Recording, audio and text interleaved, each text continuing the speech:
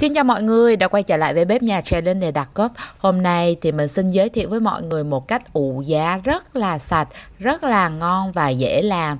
Nói chung là nếu như mà thời tiết ở Việt Nam á, thì làm cỡ chừng khoảng 2-3 ngày. Còn mình ở nước ngoài với lại đang vào mùa thu, thời tiết lạnh nên là ủ giá mất khoảng cỡ 4 ngày. Tuy nhiên giá của mình thì rất là ngon, rất là mọng nước và nhìn rất là thích mắt luôn đó mọi người. Và cách ủ này thì cũng khá là đơn giản, không phải giặt khăn rồi không có phải là dùng thêm giấy. Mọi người chỉ cần có giá đổ với lại một cái lọ thủy tinh là đã có thể làm giá được rồi. Nếu như các bạn thấy thích cách làm giá này thì nhớ theo dõi video này nhé. Nguyên liệu ở đây thì mình sử dụng là đậu xanh. Tất nhiên là các bạn có thể sử dụng các loại đậu khác, tuy nhiên mình thấy đậu xanh là ủ giá nhanh nhất và dễ nhất. Do nhà mình ít người nên là mình cũng sẽ không có ủ giá nhiều, mình ủ cỡ khoảng chừng 70g đậu xanh thôi là đã đủ ăn cho cả nhà rồi. Đậu xanh này thì mình mua loại đậu xanh bio ở bên Pháp.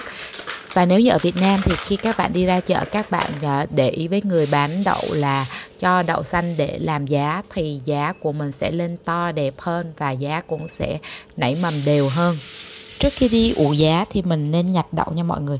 Nhặt hết những cái đậu sâu, mọt hay là nít để khi mà ủ thì giá của mình lên đều và đẹp. Sau đó thì mình sẽ đi rửa đậu nha mọi người, để giúp cho đậu của mình rũ bỏ những cái lớp bụi bẩn thì cái mẻ giá của mình mới ngon, mới sạch được. Rửa xong thì mình sẽ cho nước vào ngâm đậu. Mình ngâm từ khoảng 8 tiếng cho đến 1 ngày. Việc đậu nứt vỏ nhanh hay chậm là còn tùy thuộc vào nhiệt độ nha mọi người. Ở những cái nơi nào có khí hậu nóng như Việt Nam thì đậu sẽ nứt vỏ nhanh và mọc mầm nhanh hơn. Mình thì ở Pháp nên là phải ngâm cỡ khoảng 1 ngày thì hạt mới nứt. Khi mà cái vỏ đậu xanh đã nứt ra và có mọc mầm như vậy nè thì mọi người có thể đem đi ủ được rồi. Các bạn lưu ý là trước khi ủ giá thì mình phải rửa sạch đậu nhé. Do đậu đã lên hạt mầm rồi nên là chúng ta cũng nên rửa với dòng nước nhẹ thôi để cho những cái hạt mầm nó không có bị gãy.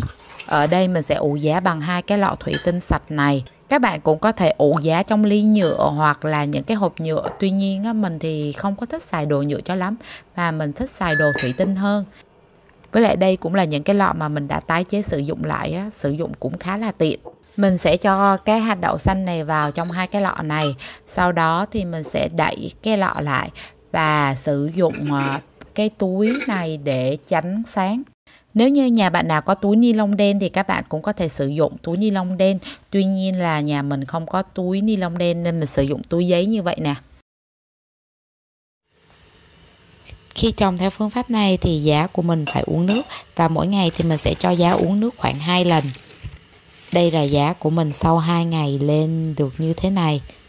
Vì ở Pháp thời tiết thì cũng đã bắt đầu lạnh rồi nên là giá cũng phát triển hơi chậm. Mình sẽ cho nước vào trong cái lọ này ngâm khoảng 5 cho tới 10 phút. Sau đó thì mình sẽ cách nước ra và mỗi ngày mình sẽ làm như vậy khoảng 2 lần thì giá của mình sẽ to và mập. Ngâm giá trong nước khoảng từ 5 tới 10 phút thì chúng ta sẽ đổ nước ra. Các bạn lưu ý là nên đổ ráo nước nhé, để cho giá của mình nó không có bị úng và bị hư. Và đây là thành quả của nhà mình sau 4 ngày ủ giá. Giá của mình thì cũng khá là trắng và mập với mọi người. Tuy nhiên là do cái bọc của mình không có đủ tối nên là giá có ra lá xanh với lại hơi bị tím. Nếu như nhà bạn nào mà có bao ni lông đen mà thì giá của mình nó sẽ không có bị tím đầu đâu. Còn bao của nhà mình thì nó hơi mỏng nên là ánh sáng xuyên vào làm cho giá của mình nó bị ra lá. Tuy nhiên cọng giá thì vẫn rất là trắng và rất là giòn, ăn thì cũng có vị ngọt. Giá làm theo cách này thì cũng khá là dễ, chỉ cần một cái lọ thủy tinh là các bạn đã có một mẻ giá trắng sạch và đẹp. Video của mình đến đây là hết rồi. Nếu như các bạn có thấy thích video thì nhớ bấm nút thích và đăng ký kênh mình nhé. Xin chào các bạn và hẹn gặp lại các bạn ở những video sau nhé. Bye bye.